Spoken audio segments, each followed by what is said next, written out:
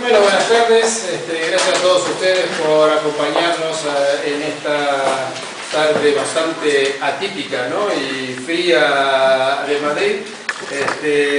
Hoy tenemos la alegría de compartir con ustedes el libro, la presentación del libro Los Traductores del Viento de Marta López Loaces, que va a estar acompañada por Fermín Aguirre, de quien hablará de la novela.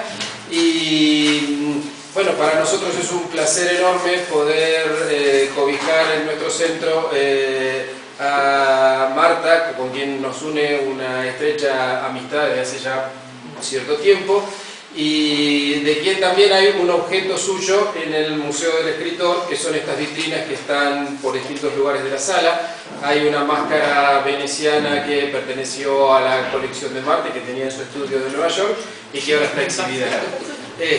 Así que, bueno, luego compartiremos un vino para poder charlar. Ahora los dejo con ellos, que tendrán cosas muy interesantes para comentarles. Gracias. Bueno, primero que todo, gracias a Raúl y a Claudio por permitirnos hacer esta presentación, y gracias a ustedes por haber venido, ¿no? Joaquín Aguirre es profesor de la Autónoma, también es escritor, un libro de relatos preciosos. No es incompatible. Sí, mucha gente cree que sí, pero no es cierto, como hemos descubierto. Y bueno, va a leer un poquito. Luego yo leeré la primera página de la novela para que tengan una idea de qué va la novela, y lo abriremos a preguntas, ¿de acuerdo? No es incompatible, pero algunos lo esconden, es curioso. Bueno, tal novelista, dice novelista y profesor, es curioso, sí, esa especie de... Me parece que si es profesor universitario no se puede tener sensibilidad o algo así, es demasiado prosaico, ¿no? Sí. Burocrático. A mí me pidió Marta, y que yo estoy encantado de estar aquí.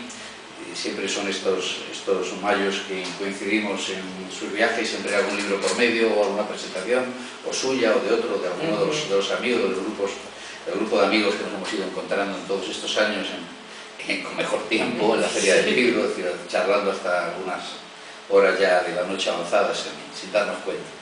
Y me pidió que escribiera un pequeño texto, y es lo que voy a hacer con todo el cariño del mundo sobre esta novela, que creo que es una novela muy interesante en muchos sentidos. Yo voy a hablar de algunos, porque creo que tampoco hay a la gente que darle demasiadas no pistas, sino demasiados indicios, y que vaya sorprendiéndose un poco también en la lectura. Yo creo que es una lectura que tiene la suficiente, dentro de lo que es una novela, lo que es la suficiente grado de sorpresa como para poder ir pasando página tras página, que es lo que se le pide a una novela. Creo que también es una novela, y esto lo digo de principio, de una poeta, es decir, que lo incidiré después, es decir, alguien que tiene una sensibilidad. A veces parece también que son incompatibles poetas y narradores, pero hay puntos de encuentro en los cuales yo creo que se encuentran los puntos en los que se pueden encontrar esas dos sensibilidades, porque es un poco la idea sobre la que voy a trabajar. Cualquier intervención que se centre en la cultura, comenzamos, debe empezar quejándose.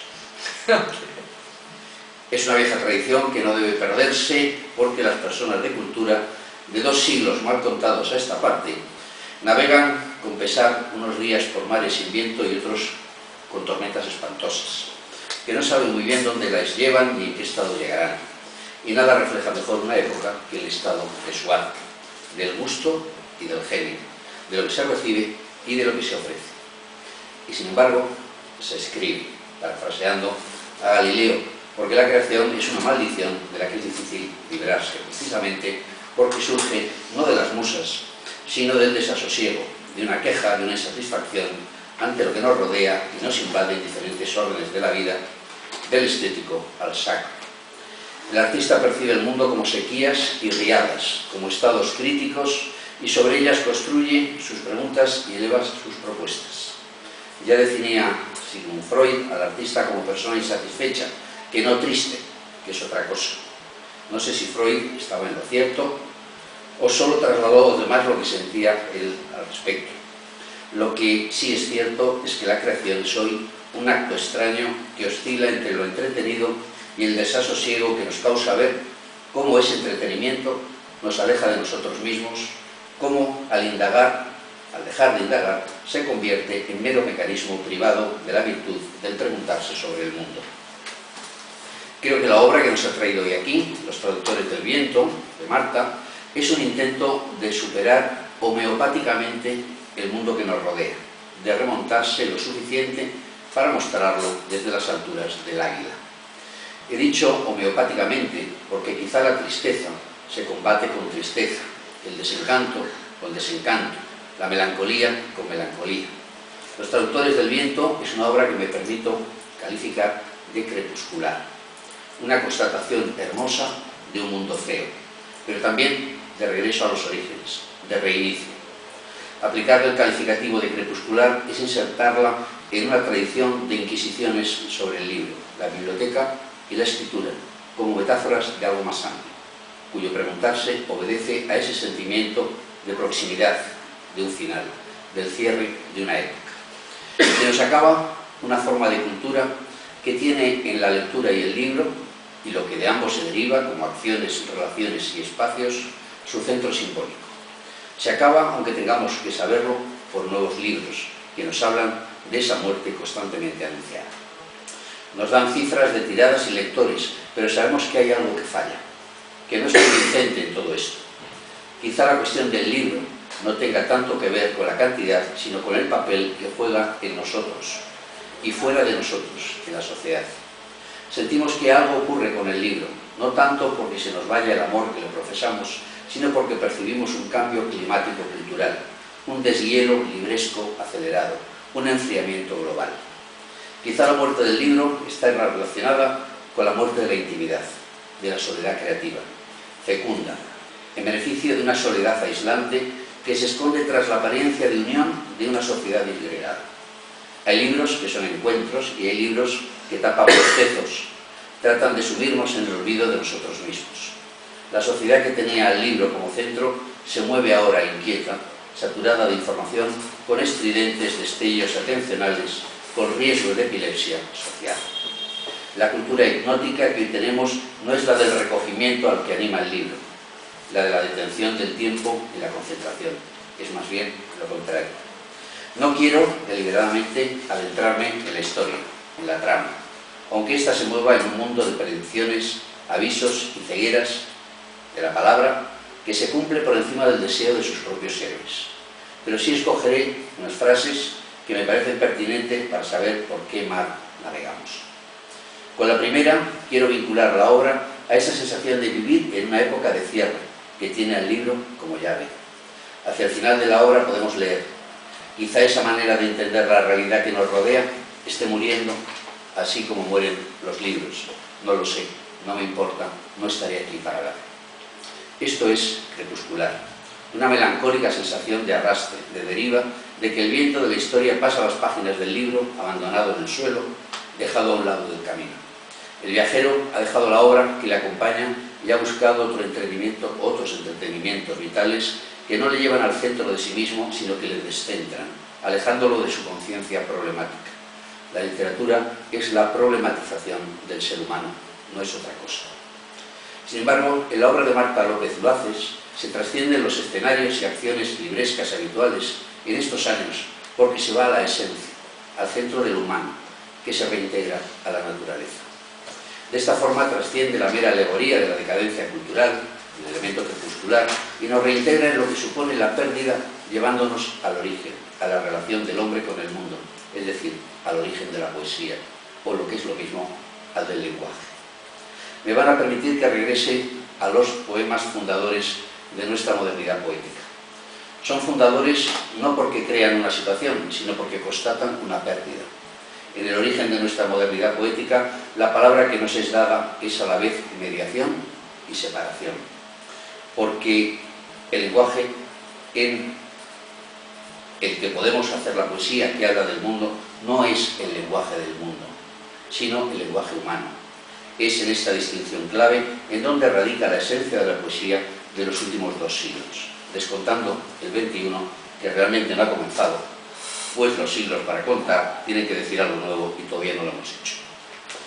Quisiera ejemplificar lo dicho con dos poemas que representan esa pérdida y esa añoranza, esa melancolía del lenguaje perdido, desde la expresión en el lenguaje dado, que aun siendo bello, no es más que pálido reflejo del que perdimos, del verdadero. Son dos de los poemas iniciales de Las Flores del Mal, célebres, correspondencias y elevación. Son dos poemas que nos hablan, el primero, del drama del hombre que es incapaz de comunicarse con un mundo que le interroga porque se ha separado de la comunión natural mediante la razón distanciadora.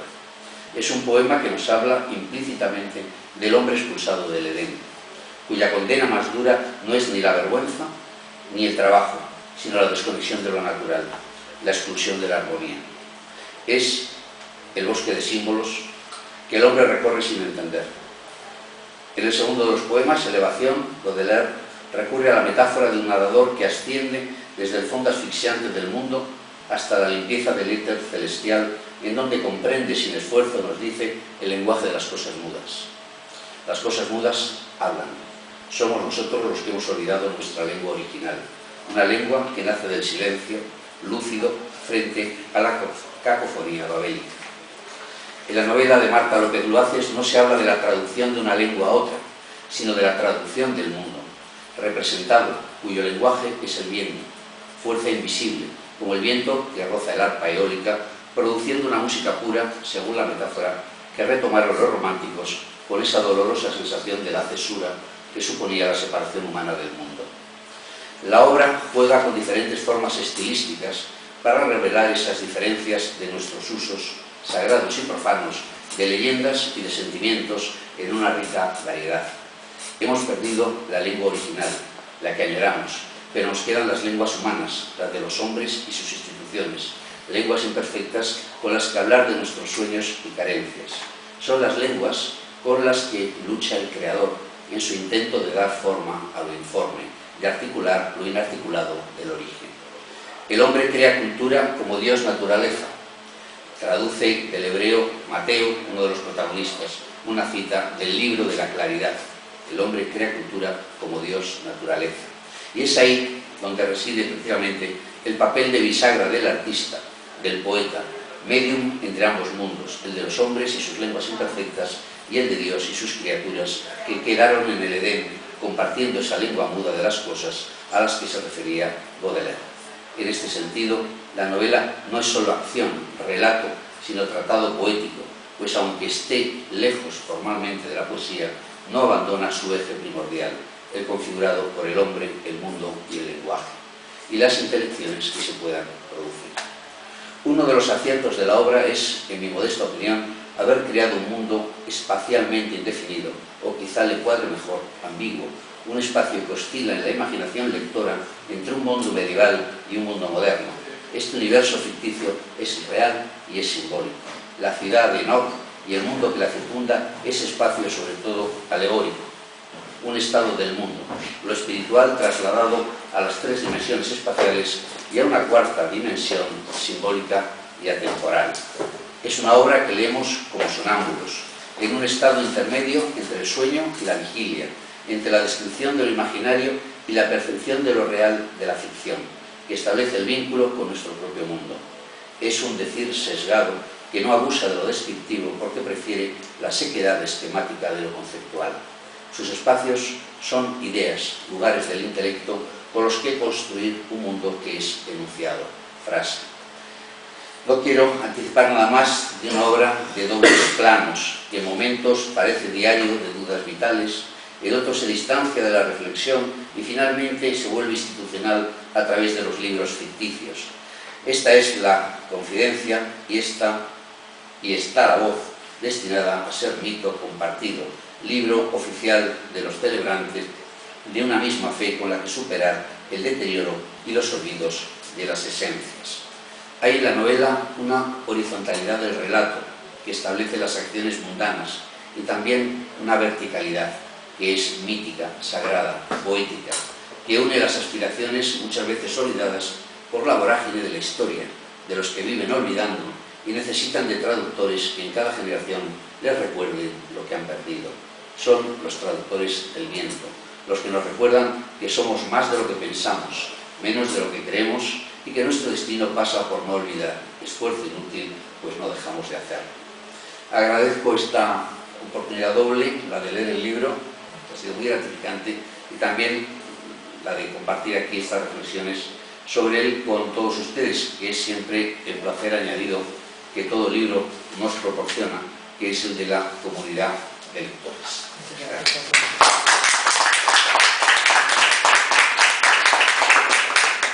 Y voy a leer un poco nada más, después lo abriremos a preguntas. El libro la novela está dividida en tres partes. Una es la autobiografía del personaje, Agustín. Otra es la historia oficial, ¿no? Un historiador cuenta lo que pasó. Y después está la historia divina, según la religión que se creó en esa ciudad mítica, recrea la historia. Y así que se cuenta la misma historia desde tres puntos de vista totalmente diferentes, y por lo tanto parecen tres historias diferentes, pero las tres cuentan la historia de la ciudad de Enoch. Esta ciudad creada en el siglo XXII, a finales del siglo XXII, para mandar a todos los inmigrantes indeseados, legales, ¿no?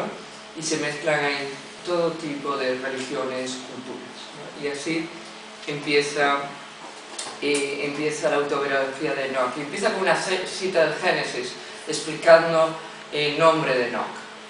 Caín tuvo relaciones con su mujer, la cual concibió un hijo y dio a luz a Enoch.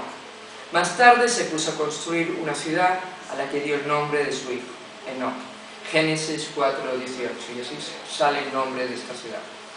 El exilio, la emigración, el destierro son destinos despreciables. En Enoch los días son cortos y las noches de una oscuridad transparente, como si siempre hubiera luna llena, solo que si la mirada la buscara, no lograría encontrarla. Por las tardes, una neblina se cierna sobre las calles, confiriéndoles una intimidad obscena. Desconocida y peligrosa, el misterio de la ciudad se ahonda aún más debido a la escasa información que podemos obtener sobre ella. La poca educación de la mayoría de los residentes ha sustituido la historia de Enoch por mitos y supersticiones. Así circulan gran cantidad de teorías sobre la fundación de la ciudad. Las más infantiles e inocentes se las adjudican a extraterrestres, o sostienen que es un sortilegio de Merlín y que esta ciudad sería el Avalón desaparecido. El samuelismo, la única religión oriunda del lugar, enseña que Enoch se ha fundado sobre la ciudad que construyó Caín y que sus habitantes somos los descendientes espirituales del fratricidio.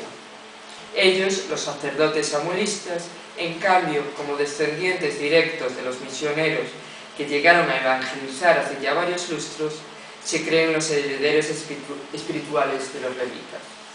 La explicación no es tan exótica ni fantástica, sino que la memoria colectiva ha decidido ignorar su propia historia. Enoch fue construida como un campo más de refugiados, parte de un plan internacional para resolver el problema de la emigración a los países económicamente más desarrollados. Los diferentes gobiernos decidieron, en un plan conjunto, construir en el rincón más apartado del mundo, en un desierto olvidado por todos, sobre unas ruinas perdidas, una ciudad que albergaría a los inmigrantes indeseables, ya porque fueran ilegales, ya porque hubieran naufragado en alguna patera a la deriva y ningún país les hubiese dado auxilio, ya porque no tuvieran educación suficiente, o simplemente porque después de un tiempo ya no se los necesitaba más como mano de obra. Enoch sería, por acuerdo internacional, el común destino de todos ellos. Y esto es como la ciudad empieza a construirse y a pensarse, ¿no? Y luego todo lo que le va pasando al personaje principal realmente es lo que le va pasando a la ciudad, ¿no? Hasta la ciudad y el personaje principal más o menos se construyen a sí mismos, uno y el otro, ¿no? Y después está la historia oficial, que hace desaparecer toda la memoria de Agustín, o la pone en duda. Y luego está la historia sagrada, que es la historia del mito, porque se construye la ciudad es por razones divinas, ¿no? Y entonces los tres discursos se apoyan y se niegan al mismo tiempo, ¿no? No sabes muy bien quién dice la verdad, ¿no? Y esa es un poco la novela. No sé si tienen preguntas o... Muchas. Todas. Pero no hemos leído, es una pena, porque me apetece leer. Bueno, ¿qué tal te va en Nueva York, Marta? Primero. Pues muy bien, no me puedo quejar. La verdad que después de muchos años empiezo a aceptar Nueva York, y Nueva York me empieza a aceptar a mí, que ya es mucho. No, la verdad que está muy ¿Cuánto bien. tiene de Nueva York que no? Yo creo que Enoch tiene hoy todo lo que tiene una ciudad grande, moderna. No solo Nueva York, Berlín, París, Madrid, Barcelona. Que Incluso es, el conjunto de todas ellas. exacto, que es cómo convivir con diferentes lenguas, diferentes culturas, diferentes religiones, bien. Saber comprendernos, cómo hacemos las negociaciones y los pactos sociales porque los pactos sociales se hicieron desde una sola cultura, y cuando no funcionaba una sola cultura, una mataba a la otra y se hacía el pacto social, ¿no? Eso era como más o menos funcionó históricamente. Eso ya no es aceptable. Tenemos que reconstruir pactos sociales donde todos seamos incluidos, y eso es un poco Enoch, pero Enoch funciona o no funciona, nunca se sabe. Al final queda un poco abierto eso, ¿no? ¿Dónde vamos? ¿Cómo pactamos? Sin haberla leído, porque la acabamos de presentar, ya la leeré. Hay una cosa que me gusta mucho. Yo creo que cada vez hay más simbiosis y hay más osmosis entre los géneros, y yo creo que la novela moderna realmente es un libro de reflexión, hay elementos poéticos, sí, hay elementos de ensayo, y bueno, pues yo creo que esta novela, por lo que parece, mezcla un poco, por lo que has leído, mezcla un poco todo eso, ¿no? Y a mí me parece muy importante porque yo odio la literatura del divertimento. O sea, yo creo que en el fondo de los grandes problemas, con lo que tú has dicho, me ha encantado la presentación que has hecho, es una sociedad nueva donde la masa social, o sea, el nivel de instrucción ha subido, pero ha subido para la elección del divertimento, fundamentalmente, del divertimento a través de videojuegos, a través de una serie de cosas, y todo eso, que es la tecnología al servicio de la no reflexión, al servicio de lo que tú decías, ¿no? de perder el centro de uno mismo, ¿no? Porque nos descentra totalmente, pues es lo que está acabando con el libro como elemento de reflexión, elemento de conocimiento. Entonces yo creo que el único ariete que todavía nos queda es emplear la cultura, emplear la escritura como un elemento de conocimiento y de reflexión. Es decir, que cada libro que salga, o sea, que olvidémonos ya de Frederick Forsyth y de toda esta gente, porque todo está muy bien, o sea, pero vamos, que da igual, o sea, que ya, por ejemplo, Stephen King, pues el último libro, ¿no? El penúltimo, lo publicó directamente ya en la red y después se publicó y tal. Entonces, bueno, eso nos está negando y además está haciendo que haya una cantidad, perdón si me alargo, pero es que es una reflexión al hilo de lo que habéis dicho y que me parece fundamental. Entonces, me parece fundamental escribir libros como este, o sea, libros que son una mirada sobre la sociedad que vivimos y que son libros de introspección de alguna manera, aunque es una mirada exterior, ¿no? Y libros simbólicos. La literatura es simbólica, es decir, fundamentalmente son símbolos y la poesía más que ninguna, ¿no? en ese aspecto. Y bueno, pues por eso me ha gustado muchísimo lo que has dicho. O sea, vamos, te voy a pedir que pueda leerlo otra vez o que pueda sacar una copia de alguna manera de eso, que me parece además, para citarlo realmente, el análisis que has hecho a partir de la novela de Marta, claro. Y lo que ha dicho Marta, pues es evidentemente como una constatación de lo que tú has planteado ahí. Creo que hay esa misma idea, el concepto de entretenimiento en algunos momentos aparece como si negativo, precisamente de la... Sí, porque uno de los grandes problemas de la ciudad es que está totalmente abocada al entretenimiento. Para el entretenimiento se llega a un momento en que se vuelve de una crueldad total, ¿no? Por ejemplo, hay estos juicios que recuerdan los juicios romanos, ¿no? Donde se juzgan a los criminales. El minuto del odio de 1984. Exactamente, perfecto. Y claro, ahí todo el mundo puede votar y el que vota siempre es para lo más cruel posible de la forma, ¿no? En donde el entretenimiento nunca nunca satisface nuestro deseo. Por lo tanto, por eso las películas cada vez son más violentas. Porque una vez que ves una película violenta, ya la siguiente tiene que ser más violenta para satisfacernos. Y más, porque si no nos acostumbramos a ese tipo de violencia, ya no sé. Y eso es el problema del entretenimiento, es que siempre tiene que ir más allá. Y nunca nos satisface si se repite. Y entonces, ¿en dónde paramos? Nadie lo sabe, ¿no? Y eso es un poco lo que... La degeneración del entretenimiento es la crueldad. Y eso es lo que yo creo que nunca nadie conecta, y sin embargo cualquiera que vaya a ver hoy en día cualquier tipo de arte que base su mundo en el entretenimiento es la crueldad. Y la masificación. Bueno, es que la masificación es la crueldad. Y la anulación del pensamiento.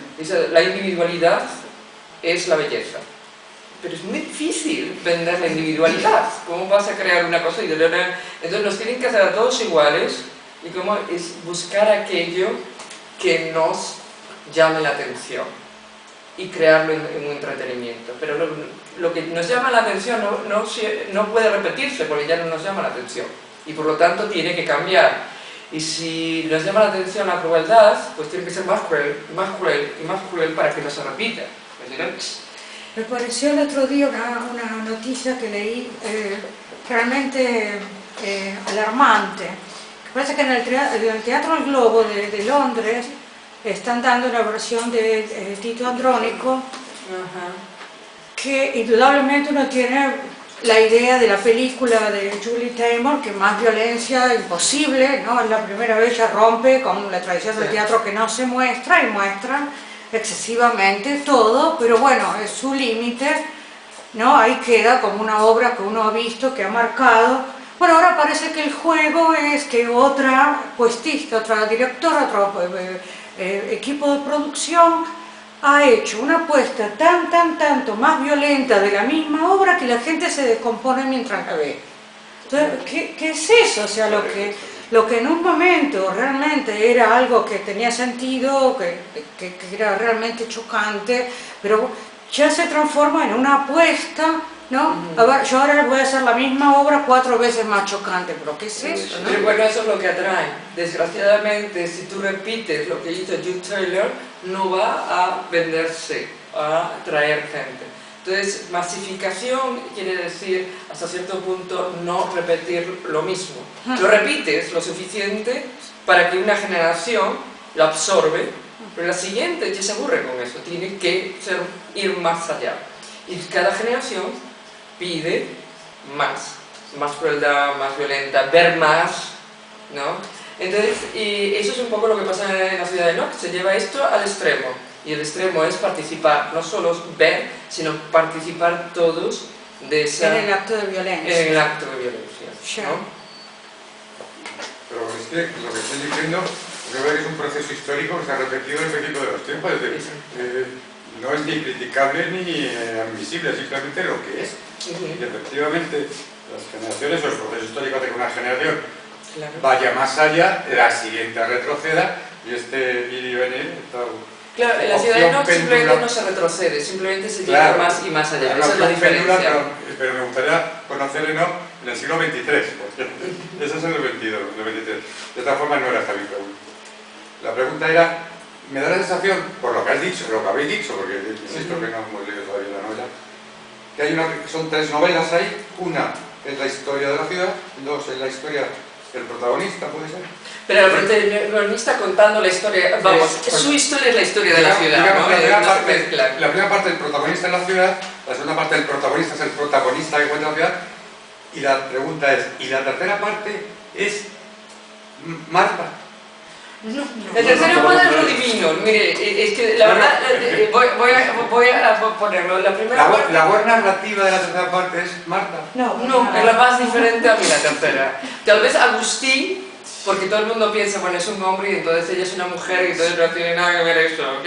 La gran mentira es, en el Instituto Cervantes de Nueva York, alguien me preguntó, muy molesto, bueno, ¿por qué tu personaje principal es un hombre? Bueno, eso sería como preguntarle a una mujer que tuvo un hijo y no una hija, oiga, ¿por qué tuvo un hijo y no una hija? Bueno, el personaje principal es un hombre, aunque después se transforma y termina siendo el personaje principal una niña, ¿no? Eso tampoco lo vieron, pero bueno, es otra cosa. De todos modos... No había leído Madame Bovary. Exacto, y tantos, sabía que lo había tantos, leído, ¿no? Eso es un poco, ¿no? Pero bueno, y eso tiene mucho que ver con lo que está pasando en Nueva York en la literatura. Pero bueno. Entonces, la primera parte, que es Agustín, aunque sea la voz masculina, tal vez hay mucho de mi experiencia de ver el mundo, de lo que está pasando hoy. La segunda, que es la historia oficial, donde además hay a pie de página, se citan tanto libros de historias reales como no reales, ¿no? Hay citas de libros que no existen y hay citas de libros, en eso es algo de Borges, ¿no? Pero que tengo totalmente claro que hoy en día sirve mucho para despistar al lector, y hay que despistar un poco al lector, ¿no? Para que se involucre. Y eso es la cosa más seca que he podido hacer, la cosa histórica, ¿no? Esas cosas que tuve que coger libros de historia sobre ciudades que nacen y leerlos, porque es un lenguaje muy específico. En tal fecha nace tal fecha y la guerra de guerra, una cosa totalmente seca, ¿no? Y entonces sí, y el tercero son los libros religiosos. Todos los libros religiosos son historia, simplemente que basadas en mitos, ¿no? Si uno lee la Biblia, realmente es la historia del mundo judío, ¿no? De hebreo, digamos. Y en eso se va contando la historia de muchos nacimientos de ciudades y otras culturas que no eran hebreas. Si uno lee el Corán, es lo mismo realmente, ¿no? Entonces, cuento la tercera parte desde un lenguaje totalmente religioso, ¿no? Y cuenta la historia de Enoch y no hay personajes, el único personaje es Dios, es el bendito que crea Enoch, ¿no? Entonces realmente el primero, el contado desde la historia, hay un personaje, en el segundo el personaje es la ciudad y el tercero el personaje es Dios, ¿no? Y todos cuentan la misma historia, pero la idea es que ninguno cuenta la misma historia. Al final, la historia de Enoch es un poco ambigua. ¿Por qué se creó? Agustín dice una cosa, el historiador dice otra y el religioso dice otra. ¿Cómo termina? Nadie está muy seguro, porque cambia un poco los hechos, ¿no? Entonces, según lo leas, según tus creencias, así es la realidad. Y eso es un poco también lo que quería mostrar, que el historiador te da un punto de vista, el religioso, el teólogo te da otro, y después tu propia vida te da otra versión totalmente diferente, y así la que tú creas, así es la realidad, y puede ser muy diferente. Ahora que has citado el tema, sin entrar en política, ¿no? de Israel y demás, a mí me ha recordado un poco el tema, ¿no? Es decir, yo que he estado en Israel, conozco muy bien el tema y conozco toda la historia, es increíble las posturas ideológicas que tiene la gente del resto del mundo sin conocer para nada la historia de Palestina, de la tierra, es que no saben nada absolutamente, pero ninguno y de otro. Entonces, según eduques y según pues defienden una postura, defienden otra, y son historias completamente distintas. Y en realidad es totalmente distinto, porque en última instancia, según el discurso, así la realidad.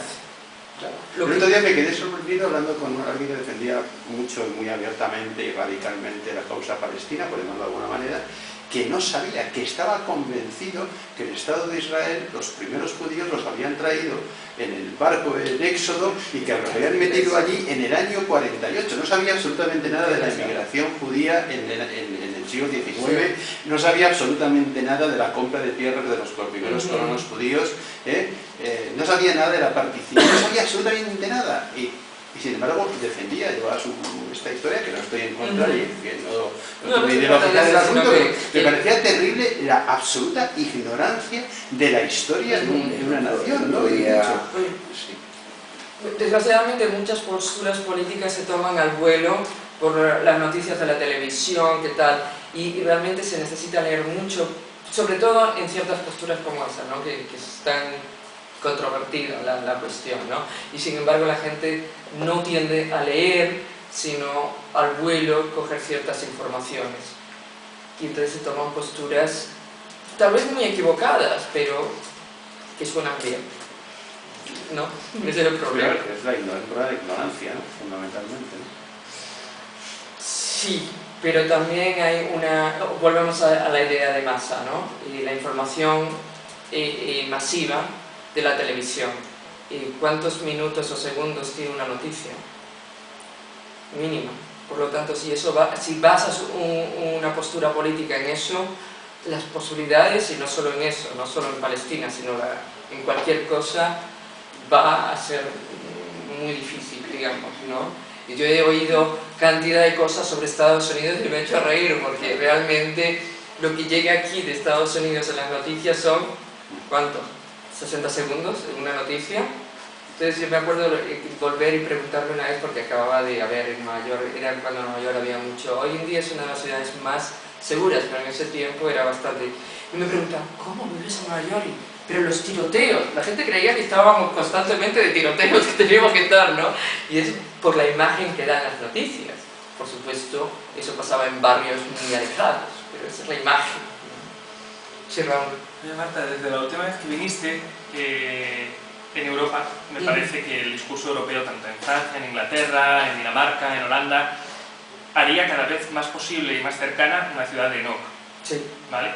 Y creo recordar, y además ahora mismo es como casi todos los euroescépticos tienden al mismo rechazo y a la expulsión de una inmigración que nos está estorbando. Y creo recordar que dijiste que hubo un senador republicano que comentó que habría que crear una ciudad así en el desierto. En el desierto. Exacto, que pasó que esta idea viene, que leí, que hubo una propuesta muy seria de, bueno, ¿qué vamos a hacer con todos estos ilegales? La idea era poner un campo de cocina, pero muy amable, ¿no? Con agua potable, con todo. Pero fue muy serio, se tuvo que votar y todo. Y dijo, pero ustedes, no, coger a todos estos y mandarlos ahí, pero claro, iba a haber agua potable y electricidad, ¿ok? Entonces tú dices, esto es loquísimo, estamos hablando de seres humanos.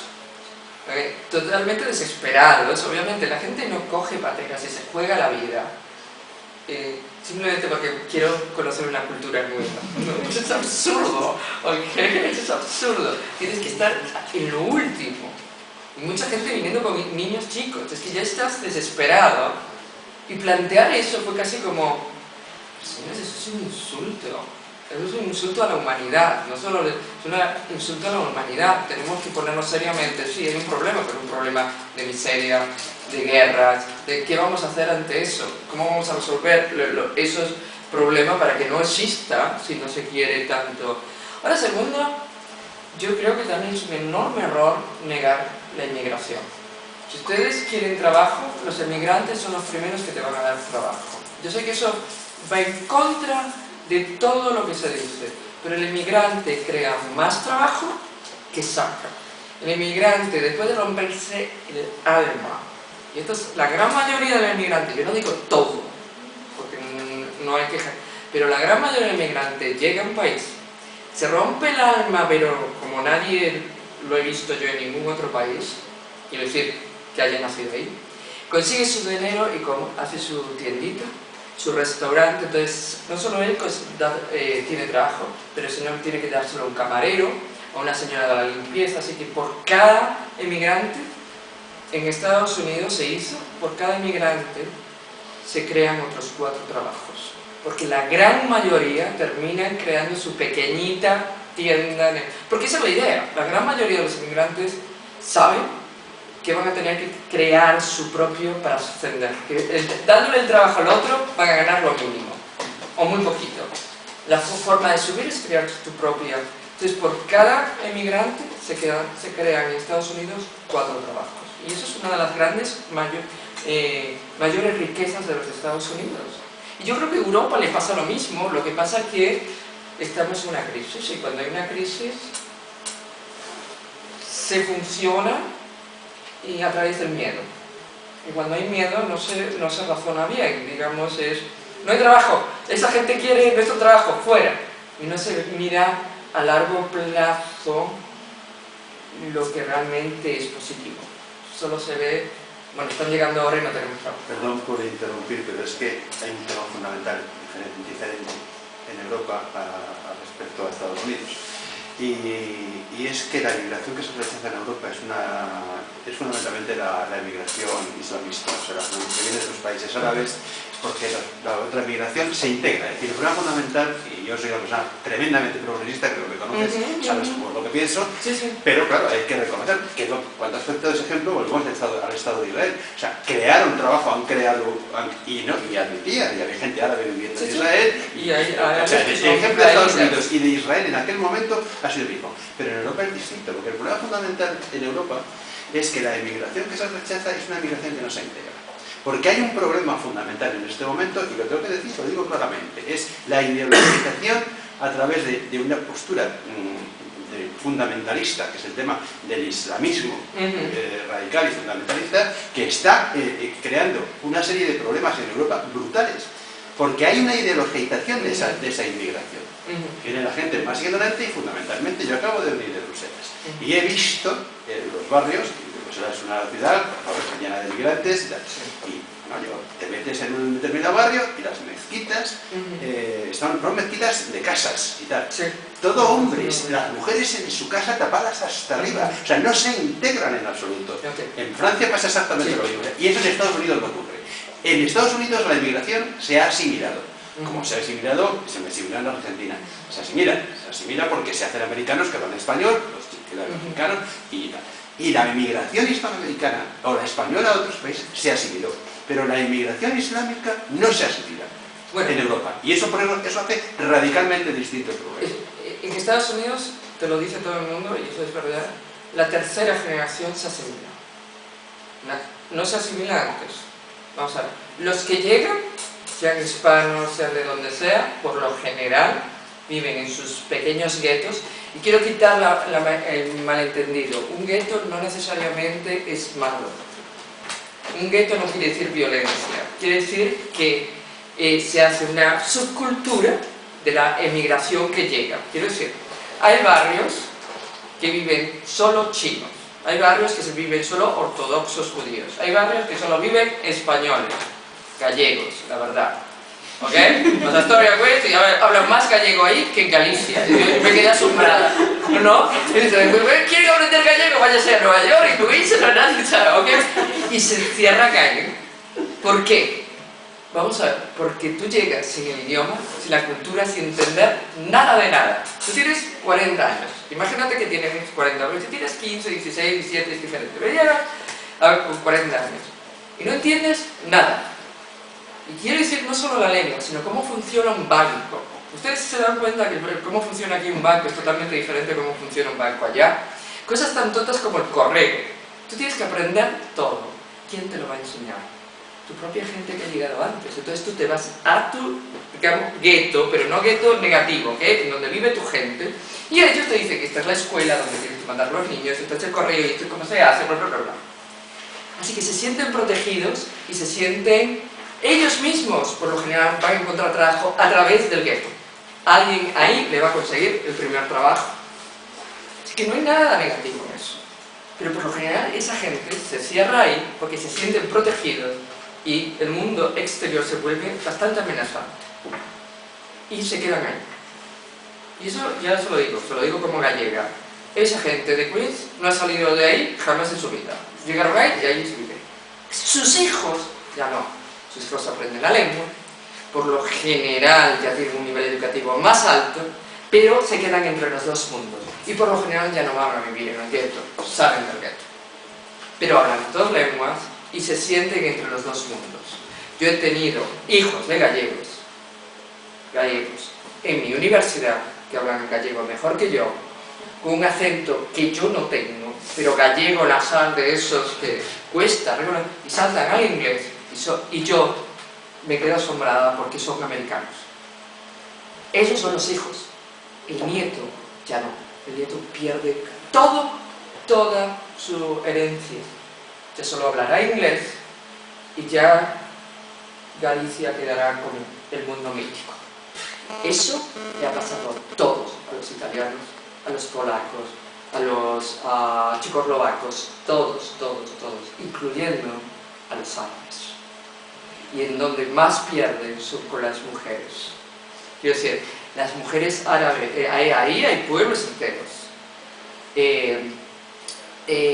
Y llegan, y por lo general la primera generación no se integra. La segunda tiene unos problemas serios, están teniendo problemas serios porque las mujeres rompen mucho más, se integran mucho más, y los padres están teniendo problemas con eso, porque las mujeres se casan con quien les da la gana, se casan fuera de su religión, entonces están teniendo... Y la tercera, llamando todo, y yo creo que eso es lo que debería estar pasando en Europa.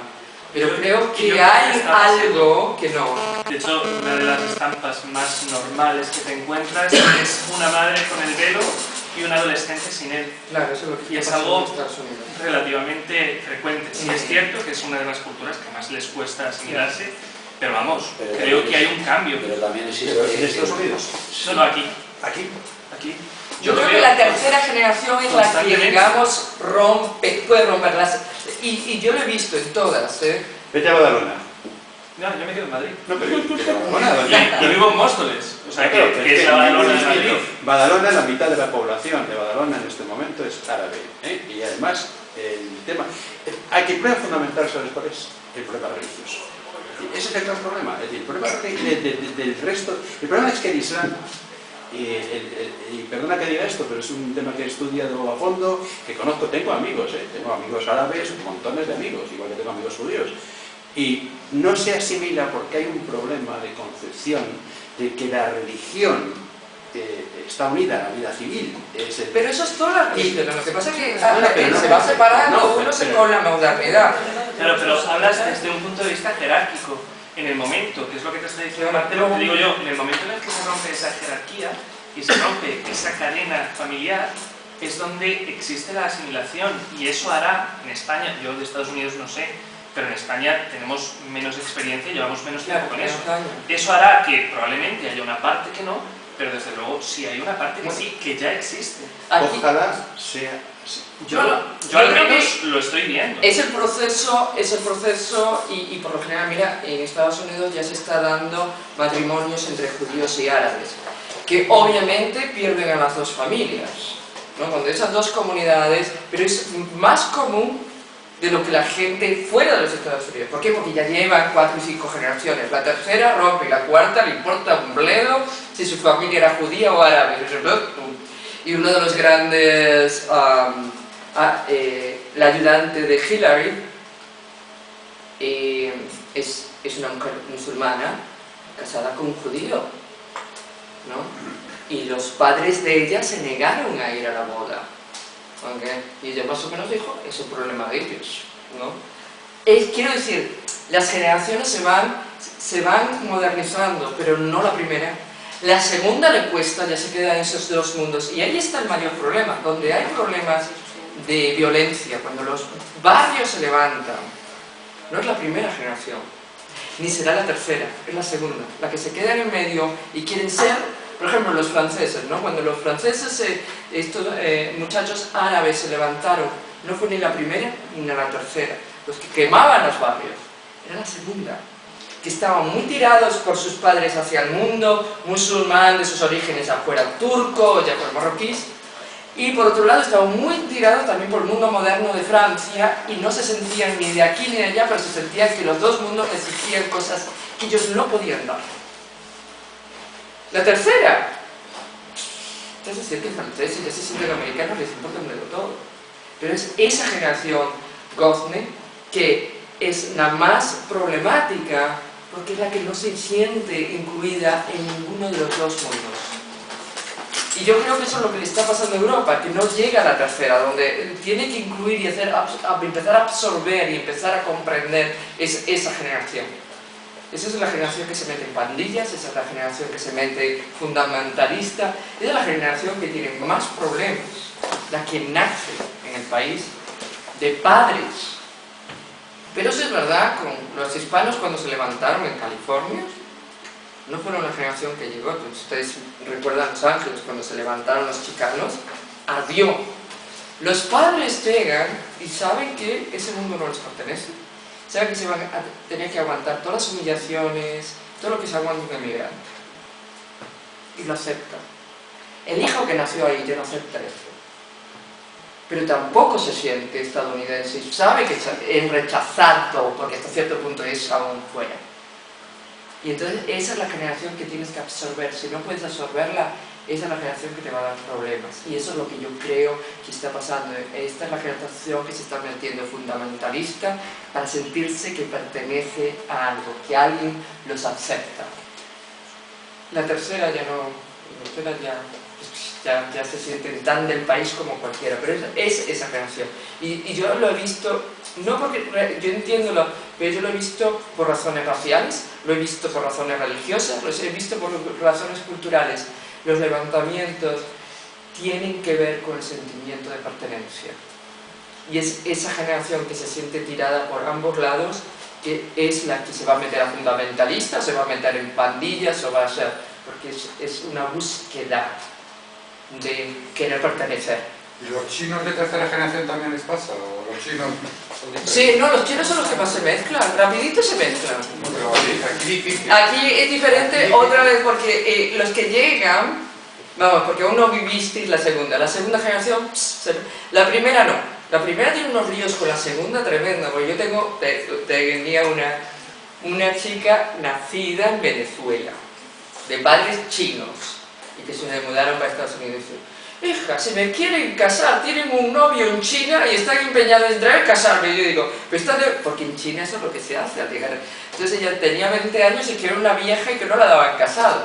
Porque cada vez que elegían un novio, ella nada. Y estaban desesperados porque esta muchacha era muy hispanoamericana, porque ella se había criado en Venezuela y Estados Unidos. Y claro, era todo una vergüenza familiar que a los 20 años no estuviera casada. Y ella se reía a carcajadas. Por eso yo te digo, la primera, la China, es la cosa más... Hablamos de fundamentalismos, los chinos son terribles. Sí, por eso, y la segunda no se mezclan tampoco, ¿eh? Los niños jovencitos chinos son hijos de esa primera generación. Sí. Se ven entre ellos en pandillas. Mucho. No se mezclan con las pandillas españolas. Tienden a tardar 3 generaciones. Pero eso te lo Por digo eso te yo, los preguntaba gallegos, que si los chinos son la tercera y así. Sí. La tercera se nos La tercera, no, pero te voy a contar esto. Tú vas a Queens, Astoria, Galicia, la segunda generación, te digo que se casan entre gallegos. Hablan gallegos, ya te lo digo, con un acento que yo no tengo. Y son de Queens, son de Nueva York. Y casarse fuera, a mí, si te casas con otro español que no sea gallego, se reirán mucho, que eso es andaluz, tú sabes. Pero bueno, te lo perdonan. Te casas con un americano y vas a tener problemas, terminas divorciándote. Es la tercera generación. Ya han pasado por la... Así que es en todas las... Y te lo estoy poniendo, mira, los gallegos, por Dios, lo mismito. Y son famosos los gallegos, cualquiera que fuera a Cuba lo sabe. Los gallegos solo se casan entre gallegos, eso te decía. Esos gallegos no se mezclan. Eso es Cuba. ¿Y qué? Después a la tercera o cuarta todos estaban casados con cubanos, pero ellos juraban que los gallegos no se pueden. Así que es un proceso más largo tal vez del que lo que tenemos como paciencia. La paciencia cultural es corta, queremos que lleguen, sean absorbidos y nos olvidemos. No puede ser. No puede ser. Tardan 3 generaciones, y eso te lo dicen en Estados Unidos. Todo, no importa que fueran rusos, chinos, son 3 generaciones. El imán de Londres que fomentó con sus laptops toda la historia de las Torres Gemelas y este asunto y tal, que ahora ha sido procesado en Estados Unidos. Sí, fue procesado. Da igual porque no lo van a poder extraditar, este tipo de historias, pero ha sido procesado. Le hicieron una entrevista, pero además días después de las Torres Gemelas, le hicieron una entrevista, yo la leí en inglés además, por lo cual no es que la leí directamente, no sé, fue en el Daily... fue en Londres. Y el periodista le preguntó alemán: ¿cuándo se acabará el conflicto entre el Islam y Occidente? Y contestó textualmente: cuando el Islam reine en todo el mundo. El periodista le pregunta, ante esa respuesta, le pregunta: ¿en todo el mundo? ¿Que esté impuesto en todo el mundo, incluido Inglaterra y Estados Unidos? Y contestó: sí, hasta que el Islam no reine en todo el mundo, incluido Estados Unidos e incluido, o sea, todo el globo, o sea, el Islam, no se acabará jamás la yihad, no se acabará jamás la guerra santa. Eso en el siglo XXI, es decir, sabemos lo que era el catolicismo y el cristianismo cuando en la época de las cruzadas, y lo que hizo Godofredo de Bouillon cuando entró en Jerusalén y se cargó a todos y los infieles, todo eso, pero era una época donde no había internet, donde no había tecnología, donde no había comunicación. Lo terrible de estas cosas y de todos los que siguen esta historia es que se sigue produciendo en el siglo XXI. Es que en ese siglo XXI la misma gente que maneja internet sigue pensando realmente que el Islam tiene que dominar todo el mundo. Bueno, y eso es terrible. O sea, para mí me parece absolutamente terrible. Pero ha cambiado, efectivamente, pero es fanatismo. Si a Josu Ternera le preguntamos hace 15 años cuándo se iba a acabar el terrorismo de ETA, te hubiera dicho que cuando se hubiera independizado el País Vasco. Quiero decir, son fanáticos que siguen una línea de pensamiento lo que hacen. no pueden seguir otra. Y además el fanatismo se basa, y la verdad, en la miseria, en la pobreza, en la poca educación, ¿okay?, de muchos de estos países.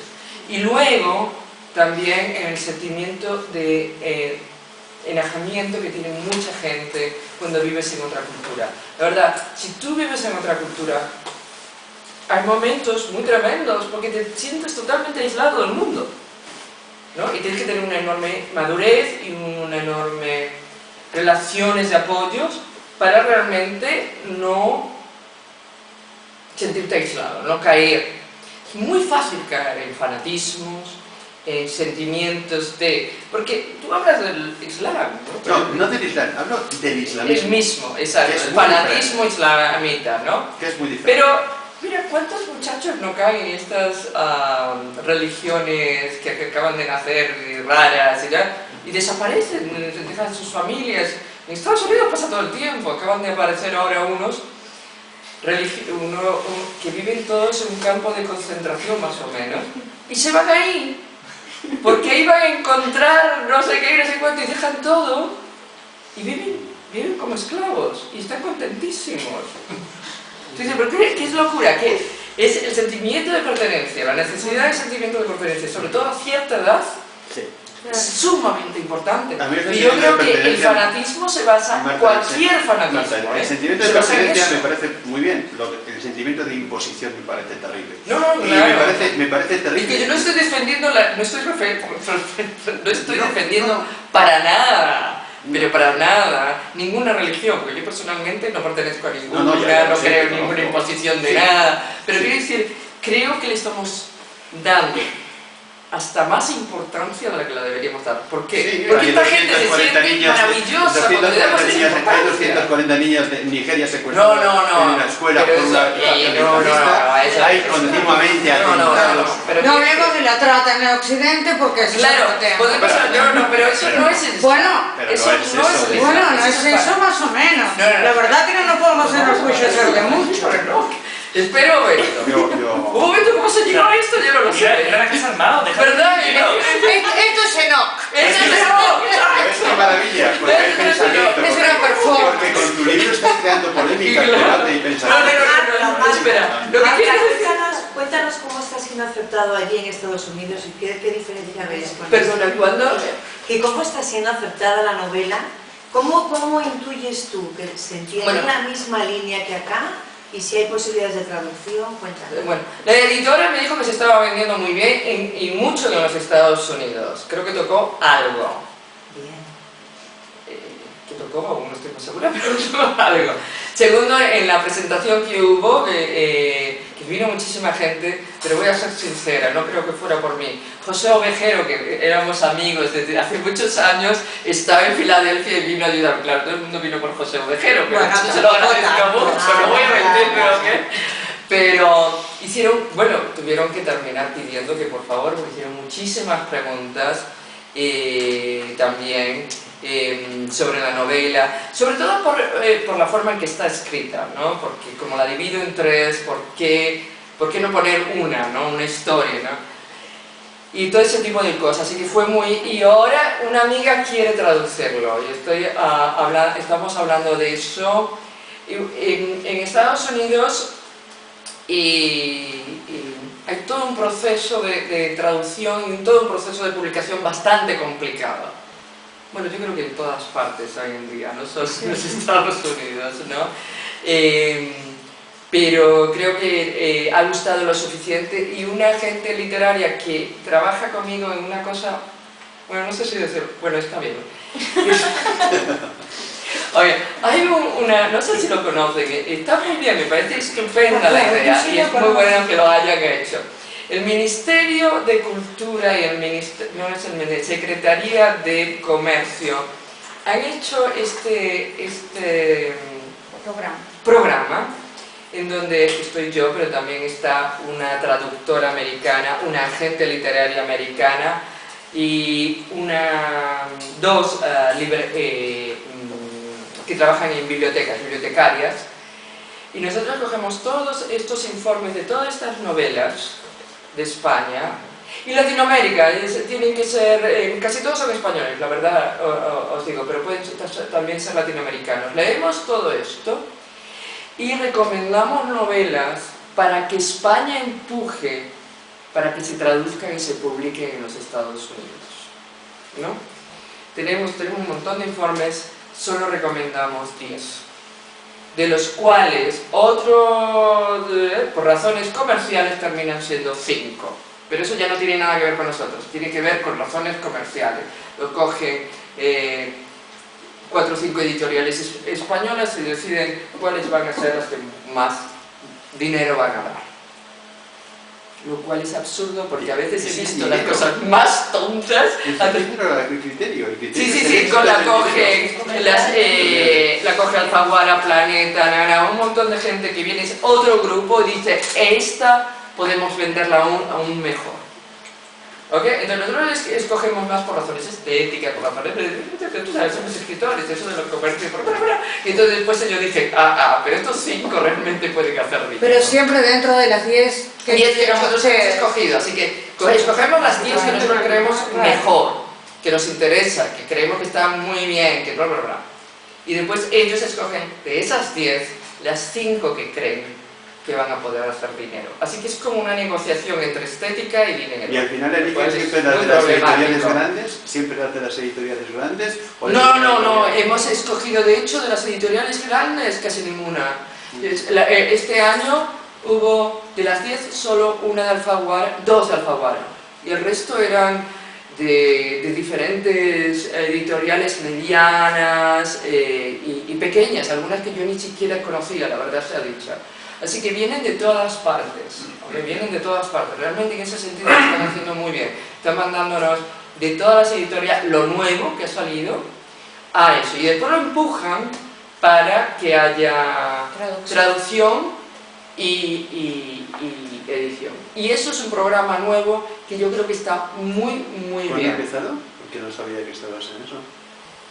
Yo hace 5, pero yo solo hace 2 años que estoy.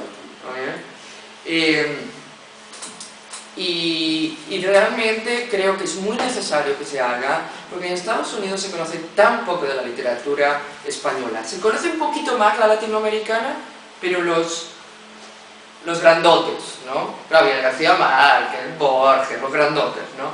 Pero en España ni siquiera los grandotes.